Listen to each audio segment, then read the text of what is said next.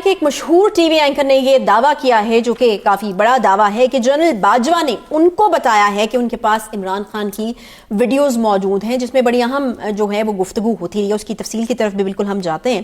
بخاری صاحب یہ تو پھر اب کوئی پنڈورا باکس جس طرح کھل رہا ہے اسی قسم کی کوئی چیز ہو رہی ہے, تو یہ بات نکلے گی تو کتنی دور تلک جائے گی؟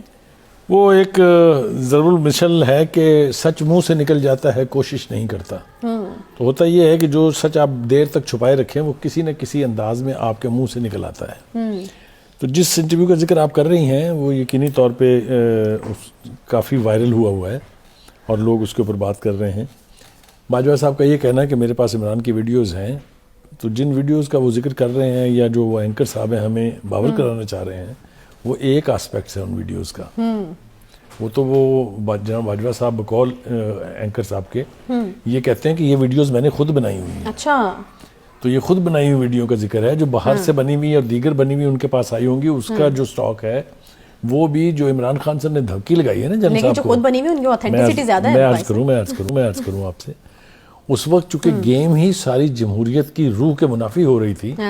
وہ کہتے ہیں نا کہ آل از well in love and war, تو اس وقت شاید اس کو جائز قرار دیا گیا ہو کہ پاکستان کو پتہ نہیں کس تباہی سے بچانا ہے. لیکن میں آپ کو جو بات کرنا چاہ رہا ہوں اور آپ مجھے نہیں کرنے دے رہی ہیں, میں بالکل کوئی بات نہیں روک رہی. نہیں, وہ یہ ہے کہ یہ صرف یہی ویڈیوز نہیں ہیں کہ جو وہ یہ کہتے تھے کہ عمران خان نواز شریف کو یہ کر دیں, نواز شریف کو برباد کر دیں, تباہ کر دیں.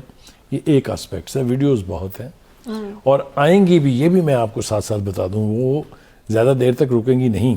اور خان صاحب نے جو دھمکی لگائی ہے جنرل باجوہ کو, اس کا میں خاص طور سے ذکر کرنا چاہتا ہوں, اور وہ یہ ہے کہ اس کو کہہ دیں کر لے جو کرنا ہے, ابھی تو میں تمہارے پیچھے گیا ہی نہیں.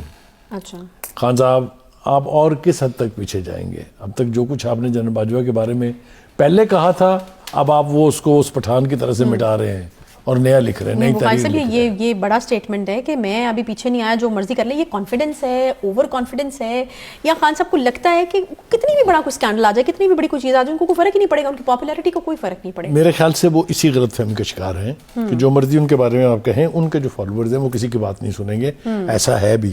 اچھا, اب تک یہ پاپولیرٹی جو ہے جس چیز پہ چل رہی ہے اس میں یہی ایلیمنٹ ہے, but this is also not lasting.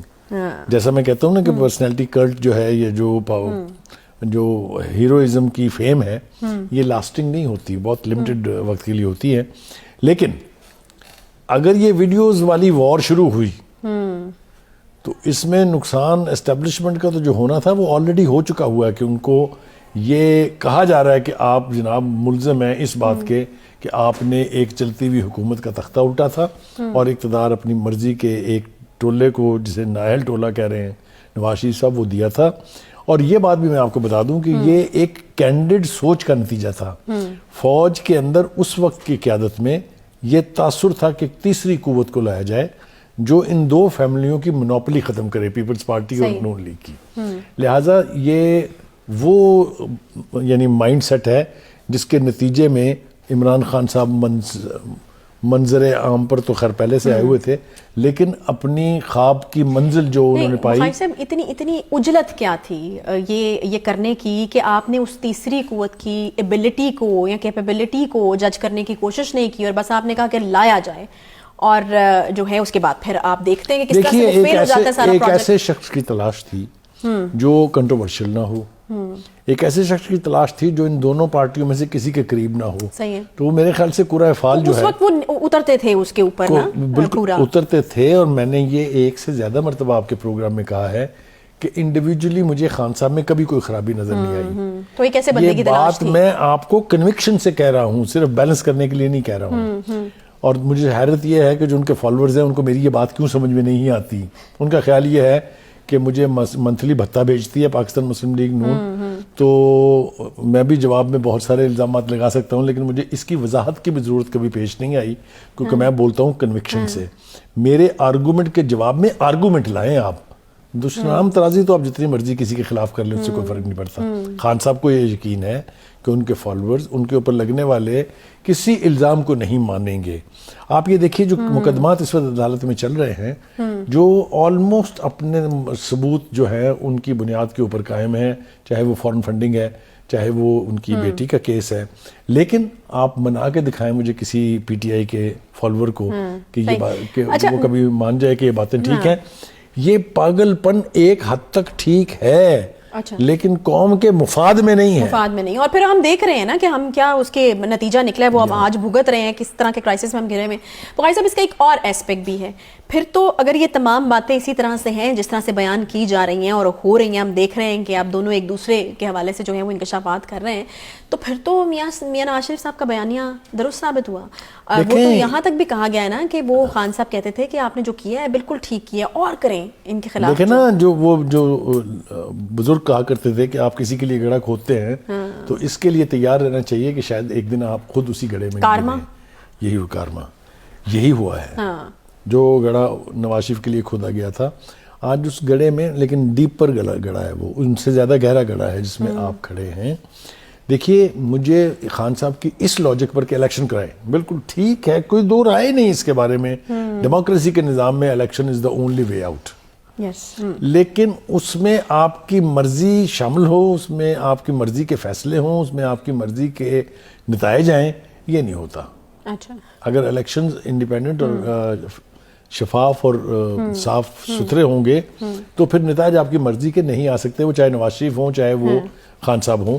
لیکن مجھے صرف یہ ڈر ہے کہ ان کی ضد کی خاطر کہیں ایسا نہ ہو کہ ہم انتخابات کے قریب جانے کی بجائے اس سے دور ہٹتے جائیں. کہیں تو یہ میرے ملک کا حال دیکھیں کیا ہے, کہیں یہ بات ہو رہی ہے کہ دہشت گردی کا خطرہ بڑھے گا, انتخاب نہیں ہو سکتے. کہیں یہ کہا جا رہا ہے کہ جناب جمہوریت کی سپرٹ کے خلاف چونکہ کنڈکٹ ہے لوگوں کا, انتخاب نہیں ہو سکتے. اکنامک ایمرجنسی لگ جائے گی جی, یہاں پر 6 مہینے کے 2 ٹینور ہوں گے جی, انتخاب نہیں ہو سکتے. یہ اگر ہوا تو ہر شخص جو اس گیم میں اس وار میں شامل ہے وہ ذمہ دار ہوگا اگر ملک الیکشن کے راستے سے ہٹ گیا تو. اس میں بہت سارے خطرات لاحق ہیں. میرے الفاظ استعمال نہ کرنے کا یہ مطلب نہیں ہے کہ لوگ سمجھتے نہیں ہیں کہ کیا ہو سکتا ہے. ہماری ماضی کی تاریخ جو ہے وہ بھری پڑی ہے اس قسم کے ایڈونچرز سے. کیا ہم سب مل کر ایک بار پھر کسی ایڈونچر کے منتظر ہیں؟ صحیح. اچھا, ضمنی انتخاب کے حوالے سے اگر بخاری صاحب تھوڑی بات کی جائے تو آج فیصلہ ہو گیا پی ٹی ایم کی طرف سے. پیپلز پارٹی, نون لیگ, 2 بڑی جماعتیں, اس میں انہوں نے تو جو ہے وہ بہت کلیئرٹی کے ساتھ یہ فیصلہ کر لیا کہ ضمنی الیکشن میں وہ نہیں جا رہے. تو اب ضمنی الیکشن کا کیا منظر نام؟ دیکھیے وہ بے معنی ہو کے رہ جائے گا جس میں اپوزیشن کی 13 جماعتیں شامل نہیں ہو رہی, شریک نہیں ہو رہی, وہ بے معنی ہو جائے گا. خان صاحب اس ایکسرسائز کو کروائیں گے, ظاہر ہے ان کے کینڈیڈیٹ جیت جائیں گے, پھر وہ کہیں گے کہ دیکھیے جناب عوام جو ہے وہ ہمارے ساتھ ہے, آبادی 22.5 کروڑ ہے, 24 کروڑ عوام میرے ساتھ ہیں. مگر پھر ہوگا کیا؟ کھڑے ہوں گے اور خود ہی جیت جائیں گے. مگر پھر ہوگا کیا؟ ہوگا یہ کہ 4 مہینے کے بعد پھر الیکشن ہوں گے.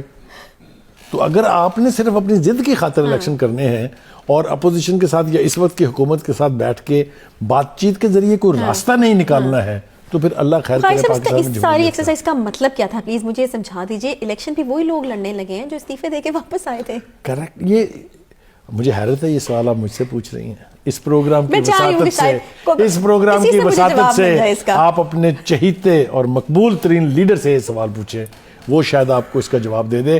ایک مجھ جیسے جاہل کے پاس اس خوفناک لوڈڈ سوال کا جواب نہیں ہے. پھر اس کا ایک یہ پہلو بھی ہے کہ آپ اپنی انرجی, جس طرح آپ یہ کہتے ہیں کہ آپ نے اپنے ورکر کو تھکا دیا, پھر آپ اپنے جو الیکشن لڑنے جا رہے ہیں ان لوگوں کو بھی تھکائیں گے, پھر ووٹر سپورٹرز کو بھی تھکائیں گے. تو پھر یہ پھر سے وہی ایکسرسائز ہے جس میں آپ میرے خیال سے خان صاحب کو چونکہ تجربہ نہیں ہے لانگ پولیٹیکل بیٹل لڑنے کا, اس لیے ان کا خیال ہے کہ جلدی فٹافٹ فیصلے ہو جائیں.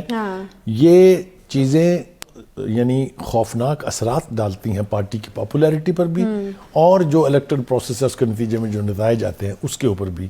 میرے خیال سے خان صاحب کو اب شروع کر دینا چاہیے کہ وہ اپنے فالوورز کے ساتھ, اپنی پارٹی کے ورکرز کے ساتھ سچ بولیں. اچھا, اگر وہ سچ نہیں بولیں گے, دھوکے میں رہیں گے ان کے فالوورز, تو نقصان خان صاحب کا اور خان صاحب کی پارٹی کا ہوگا.